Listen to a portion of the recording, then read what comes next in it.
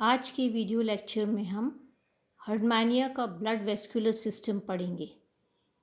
हर्टमैनिया का circulatory system well developed होता है और ये हाईली मॉडिफाइड है ये, और इसमें हार्ट और पेरिकार्डियम, ब्लड वेसल्स और ब्लड आता है। सबसे पहले हम इसमें हार्ट और पेरिकार्डियम देखेंगे। पेरिकार्डियम एक non contractile, elongated, transparent tube के आकार का स्ट्रक्चर होता है, करीब 7 मिलीमीटर लॉन्ग, 3 मिलीमीटर वाइड, और ओब्लिकली ये राइट गोनेट के नीचे ये पाया जाता है। जैसे कि ये आप देख सकते हैं कि ये इसका पेरिकार्डियम है, ये वाला, ये इसका पेरिकार्डियम है ये।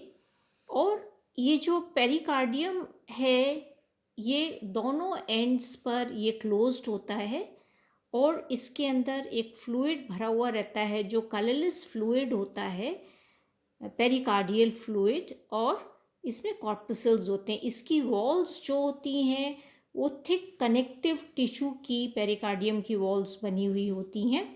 और ये जो पेरिकार्डियम है थिक कनेक्टिव टिश्यू की इसकी वॉल्स हैं, और उसमें बहुत सारे ये ब्लड साइनसेस इसमें पेरिकार्डियम में ये पाए जाते हैं। इसकी वॉल्स जो हैं उसमें ये ब्लड साइनसेस इसमें पाए जाते हैं। ये इसका पेरिकार्डियम है, ये टीएस है इसका, और इंटरनली ये पेरिकार्डियम स्क्वैमस एपिथेलियम से लाइंड होता है। हार्ट जो होता है वो पेरिकार्डियम के अंदर होता है। पेरिकार्डियम ये देखिए विद इन दी पेरिकार्डियम है, ये टीएस है हार्ट और पेरिकार्डियम का। तो ये पेरिकार्डियम के अंदर ये हार्ट होता है, और ये along the entire length of the pericardium it is attached to the walls। mesentery like connective tissue से ये पेरिकार्डियम की वॉल से ये हार्ट अटैच्ड रहता है। ये यहाँ पर अगर आप देखें तो ये हार्ट है इसका, और ये पेरिकार्डियम से यहाँ अटैच्ड है, और ये इसका ट्रांसवर्स सेक्शन है। तो यहाँ पर ये इस तरीके से होता है। एक्चुअली जो ये हार्ट होता है वो पेरिकार्डियम की इनफोल्डिंग की वजह से ये हार्ट बनता है, और ये हाईली कॉन्ट्रैक्टाइल स्ट्रक्चर होता है, थिन वॉल्ड होता है, और स्ट्राइटेड मसल्स होती हैं हार्ट में। और हार्ट के दोनों एंड्स जो होते हैं वो ओपन होते हैं, और इसमें वैल्व्स नहीं पाए जाते हैं। हार्ट में एक पियर शेप बॉडी प्रेजेंट होती है मिडवे, पेरिकार्डियम और हार्ट के बीच में एक पियर के आकार की बॉडी होती है, और ये हार्ट में जो ब्लड का फ्लो है उसको रेगुलेट ये करती है। नेक्स्ट इसमें हम देखेंगे blood vessels. Blood vascular system हर्टमैनिया का काफ़ी इलेबोरेट है, और इसमें जो मेजर ब्लड वेसल्स हैं उसके अलावा इसकी बहुत सारी ब्लड वेसल्स की ब्रांचेस भी इसके अंदर होती हैं। तो मेजर जो ब्लड वेसल्स इसमें पाई जाती हैं वो है सबसे पहले वेंट्रल अयोटा। तो वेंट्रल अयोटा जो है इट अराइजेस, ये हार्ट है, यहाँ पर आप देख सकते हैं ये हार्ट है, एलोंगेटेड हार्ट ये यहाँ दिखाई दे रहा है। तो वेंट्रल अयोटा ओरिजिनेट्स या arises from the ventral end of the heart. तो ये वेंट्रल अयोटा है, ये निकल रहा है। तो at the point of the origin of the ventral aorta it gives out a ventral test vessel. It gives out a ventral test vessel. Ventral aorta then bifurcates into two. ये bifurcate है, two anterior branch of ventral aorta and the posterior branch of ventral aorta all along the endostyle। Endostyle जहाँ होती है वहाँ पर ये दो में ब्रांच आउट हो जाता है, एंटीरियर ब्रांच में और ये पोस्टीरियर ब्रांच में वेंट्रल अयोटा बाइफर्केट हो जाता है। दोनों ही एंटीरियर और पोस्टीरियर जो ब्रांचेस होती हैं वेंट्रल अयोटा की, ये ब्रेंकियल सैक में जो स्टिग्मेटा की रोज होती हैं उनके बीच बीच में ये ट्रांसवर्स ब्लड वेसल्स में ब्रांच आउट होती हैं। करीब 40 to 56 पेयर्स ऑफ ये ट्रांसवर्स वेसल्स होती हैं जो ये पूरी ब्रेंकियल सैक में ये ट्रांसवर्स वेसल्स में ये ब्रांच आउट होती हैं। एंटीरियर ब्रांच आगे जाकर हम देखें तो दो सर्कुलर वेसल्स से ये जुड़ती है। फर्स्ट जो है वो है पेरीफेरेंजियल वेसल जो कि पेरीफेरेंजियल ग्रूव के नीचे होती है, और दूसरी है सब टेंटिकुलर वेसल जो कि टेंटिकल्स में ये पाई जाती है, ब्रेंकियल टेंटिकल्स के नीचे ये होती है। इसके अलावा जो सब टेंटिकुलर वेसल है ये टेंटिकल्स में ब्रांचेस देती है एज टेंटिकुलर वेसल, और साइफन्स में जाती है एज साइफोनल वेसल। तो ये इसके जो वेंट्रल आयोटा है ये major blood vessel ventral aorta उसके ब्रांचेस हैं। सेकंड जो आयोटा है लार्ज ब्लड वेसल है वो है dorsal aorta. This is the dorsal aorta. Dorsal aorta lies mid-dorsally above the dorsal lamina and it communicates with the ventral vessels by transverse vessels. 5 to 7 pairs transverse vessels की होती हैं जिससे ये ventral vessels से ये communicate करता है branchial basket में। इसके बाद आप देखेंगे it also communicates with the peripharyngeal vessel. जो सर्कुलर वेसल्स हैं उससे पेरीफेरेंजियल वेसल से भी कम्युनिकेट करता है और सब टेंटिकुलर वेसल से भी ये कम्युनिकेट करता है। तो जो वेंट्रल वेसल्स हैं उनसे ये डॉर्सल आयोटा इस प्रकार से ये कम्युनिकेट करता है। इसके बाद इसके जो डॉर्सल आयोटा के मिड रीजन से एक ब्रांच निकलती है न्यूरल वेसल, जो कि न्यूरल ग्लैंड जो होता है इसका हम कहें तो न्यूरल वेसल जो है वो वहाँ पर न्यूरल ग्लैंड को ये न्यूरल कॉम्प्लेक्स को ये जाती है।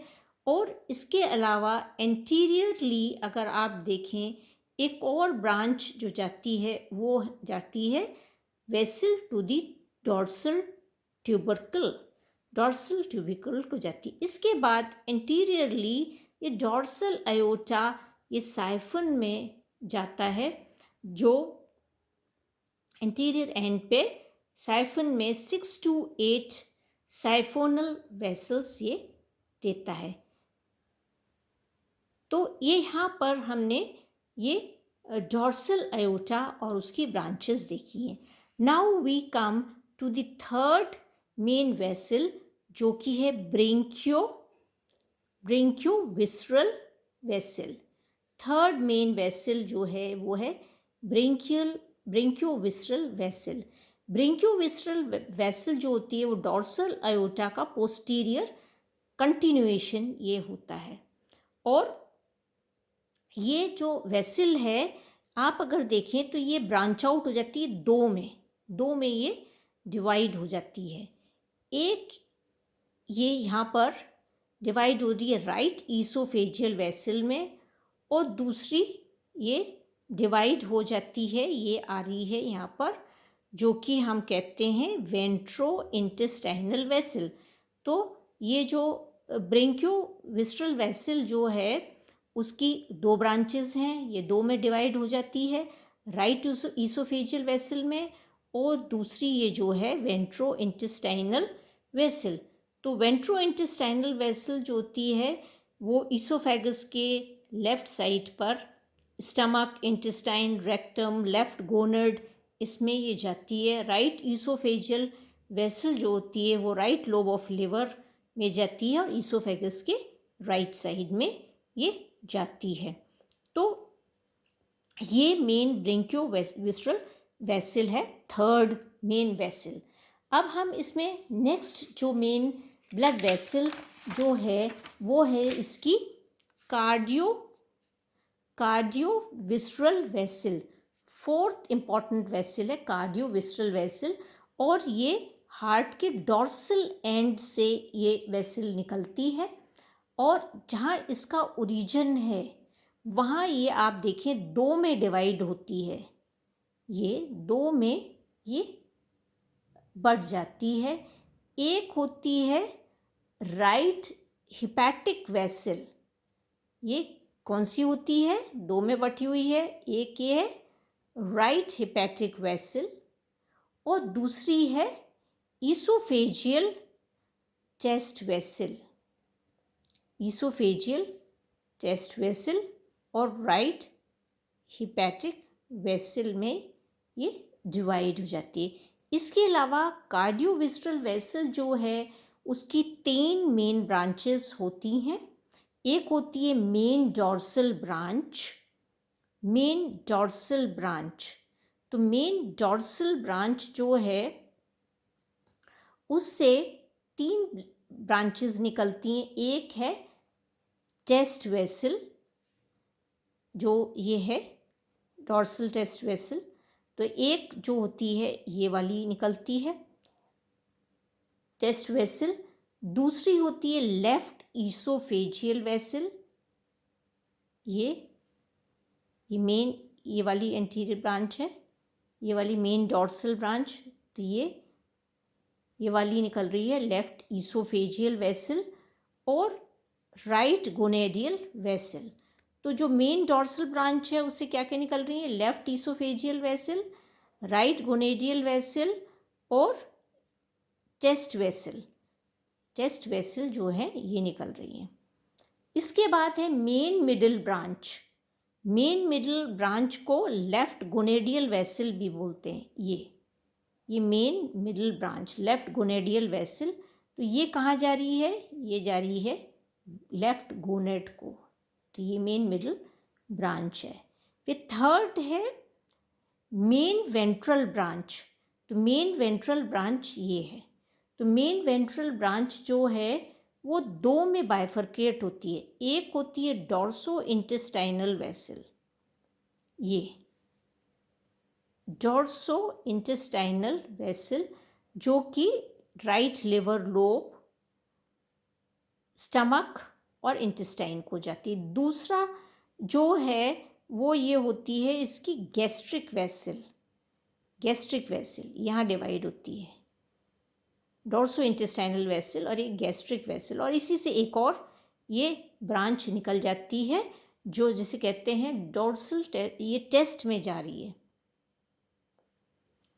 डॉर्सो इंटेस्टाइनल वेसल, ये मेन ये वेसल है जो इसमें जाती है। तो दो ब्रांचेस इसकी हैं, एक है डॉर्सो इंटेस्टाइनल और दूसरी है गैस्ट्रिक वेसल।